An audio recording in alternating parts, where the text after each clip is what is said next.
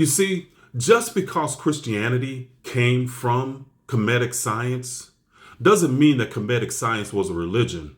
It just means that somebody constructed one from some teachings of Kemetic science, and they constructed religion from erroneous teachings. The ideas of being born a sinner, or ideas like a lake of fire, or burning in hell, these ideas were constructed as dogma through religion. But in ancient Kemetic science, they were all positive. They were a different paradigm than what we were taught in religion. So no, Kemetic science is not another religion. It is a metaphysical science and philosophical system that can help you live life to the fullest when you understand and live by these principles.